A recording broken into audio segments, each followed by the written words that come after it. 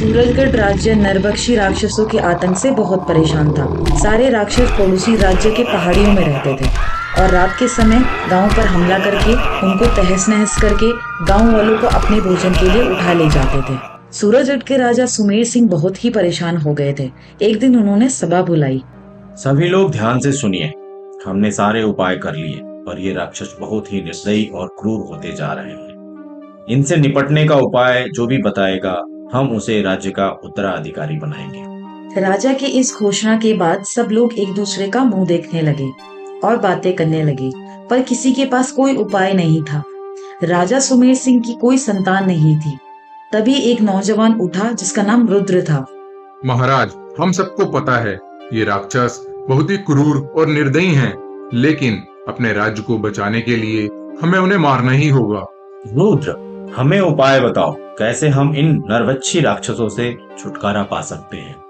महाराज, इस आपदा से माँ काली हमें बचा सकती हैं। नदी के किनारे मंदिर है, हमें उनका अनुष्ठान करना चाहिए। माँ काली ही हमें इन राक्षसों से बचा सकती हैं। अच्छा उपाय है। क्या किसी और के पास कोई उपाय है? और कोई कुछ नहीं बोलता। मुझे लगता है रुद्र का बताया उपाय ही हमें बचा सकता है। पुरोहित जी, आप अनुष्ठान की तैयारी कीजिए। हम कल से ही अनुष्ठान करेंगे माँ काली का। जी महाराज। रुद्र, तुम इस अनुष्ठान की देखरेख करोगे और माँ काली को जल्दी से जल्दी प्रसन्न करना होगा। जी महाराज, हम पूरी लगन से माँ काली का अनुष्ठान करेंगे। सभा समाप्त हो जाती है। सब लोग माँ काली के मंदिर की तरफ निकल जाते हैं। अगली सुबह। रुद्र, तैयारी हो गई सारी? जी पुरोहित जी, सब हो गया है।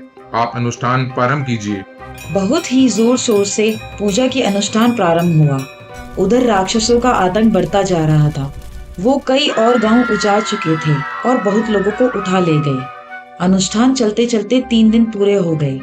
चौथे दिन सुबह सुबह आकाश में घनघोर बादल आ गए। बिजली कड़कने लगी। ऐसे लगा आज कुछ बहुत बड़ा होने वाला है। पुरोहित जी, आज सुबह कुछ अलग है।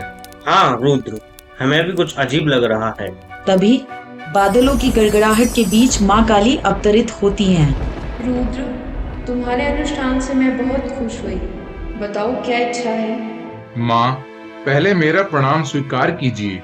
रुद्र, तुम्हारा प्रणाम स्वीकार है। तुम बहुत निश्चल और साफ मन के हो। बताओ हमें क्यों याद किया? माँ, आपको तो पता ही होगा, हमारे राज्य पर निर्दयी राक्षसों ने बहुत आतंक मचाया हुआ है। आप ही हैं जो हमारी मदद कर सकती हैं।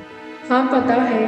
ठीक है, मैं तुम्हें एक त्रिशूल दे रही हूँ जिससे एक बारी में तुम सैकड़ों राक्षसों को मार सकते हो और यह तुम्हारे पास वापस आ जाएगा और तुम इससे बार बार हमला कर सकते हो। आपका बहुत बहुत धन्यवाद देवी माँ।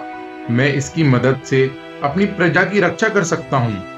सबका कल्याण होगा। सबने माँ काली का अभिवादन किया और माँ काली अंतर्ध्यान हो गई। उसके बाद शाम को दरबार में। महाराज, माँ काली ने हमें अपना ये त्रिशूल दिया है जिससे हम राक्षसों का संहार कर सकते हैं। रुद्र, तुमने बहुत अच्छा अनुष्ठान करवाया, लेकिन अभी काम पूरा नहीं हुआ है। जब तक हम इन निर्दयी क्रूर राक्षसों का सफाया नहीं कर लेते तब तक चैन से नहीं बैठ सकते। महाराज, आप निश्चिंत रहिए। आज की रात राक्षसों की आखिरी रात होगी। विजयी भवा। रुद्र और सारे सैनिक पूरी तैयारी के साथ पहाड़ी के पास पहुंच जाते हैं और राक्षसों के आने का इंतजार करने लगते हैं। अंधेरा होने लगा। पहाड़ी के दूसरे तरफ से अजीब डरावनी आवाजें आने लगी। फिर कुछ राक्षस आते हुए दिखे। सेनापति, आप सारे सैनिकों को तैयार रखिए। मैं आगे से राक्षसों पे हमला करूंगा। ठीक है रुद्र। रुद्र सबसे आगे होता है और जैसे ही राक्षस आगे बढ़ते हैं, जय माँ काली।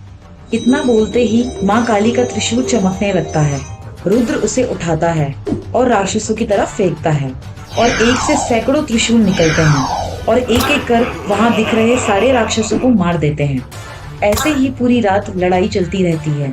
सुबह हो जाती है और रुद्र पूरी रात राक्षसों का संहार करता है और अंत में सारे राक्षस मारे जाते हैं। सारे सैनिक रुद्र और माँ काली के त्रिशूल का जयकारा लगाते हैं और जीत की सूचना महाराज तक पहुंचाई जाती है। दरबार में। आप सबको पता है, रुद्र की वीरता और बुद्धिमत्ता से हमने आज राक्षसों का अंत किया है और प्रजा की रक्षा कर पाए हैं। अब वही इस राज्य का उत्तराधिकारी है। रुद्र के राज्याभिषेक की तैयारी की जाए। महाराज, आपका बहुत बहुत धन्यवाद। आप जो भी जिम्मेदारी देंगे हम उसका निर्वहन करेंगे।